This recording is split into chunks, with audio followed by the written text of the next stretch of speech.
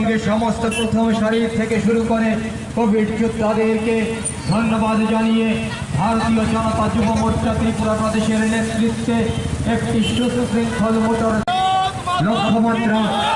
সেটা ইতিমধ্যে পূরণ হয়ে গেছে এবং এই রাজ্যের মাননীয় মুখ্যমন্ত্রী শ্রী বিপ্লব কুমার দেবের ঐকান্তিক প্রচেষ্টা ভারতীয় জনতা যুব মোর্চা ত্রিপুরা প্রদেশ কমিটির উদ্যোগে আজকে ভারতবর্ষের মাননীয় প্রধানমন্ত্রী নরেন্দ্র ভাই মোদীজিকে এবং এই রাজ্যের মাননীয় মুখ্যমন্ত্রী শ্রী বিপ্লব কুমার দেব মহোদয়কে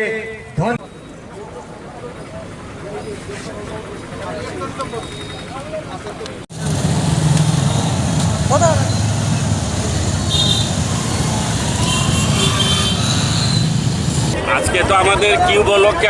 আমাদের যে মাননীয় জনপ্রিয় দেশপ্রিয় 140 কোটি জনতার যে আমাদের যে প্রিয় প্রধানমন্ত্রী উনাকে আমরা এই ত্রিপুরা রাজ্যের যুব মোর্চার পক্ষ থেকে আমরা ওনাকে ধন্যবাদ জানাই যে উনি যেভাবে এই মহামারী করোনা থেকে আমাদের 140 কোটি মানুষকে রক্ষা করে রেখেছেন 100 কোটি মানুষের যে উনি ভ্যাকসিনের যে ব্যবস্থা করেছে সেই কারণে আমরা ত্রিপুরা রাজ্যের যে 100% যে আমরা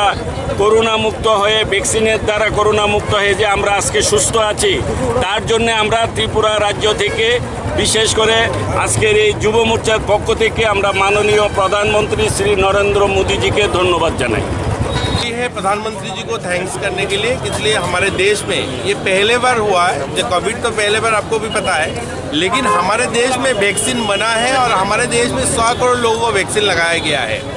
देश में बहुत बार बहुत कुछ हुआ है। जो वैक्सीन पहले क्या होता था, अमेरिका बनता था, विदेशों में बनता था, 20 साल 25 साल बाद इंडिया में आता था। ये पहले बार हुआ जो इंडिया के जो हमारे डॉक्टर लोग हैं, साइंटिस्ट, यहाँ पे ही वैक्सीन बना है और 100 करोड़ लोगों को अभी तक वैक्सीन दे दिया गया है। तो इतना बड़ा अचीवमेंट है हमारे देश के प्रधानमंत्री जी के नेतृत्व में, और हमारा प्रदेश का मुख्यमंत्री जी भी, हमारे हेल्थ डिपार्टमेंट भी इतना अच्छा काम किया है। जो देश में पहले बार जो हमारे यहाँ के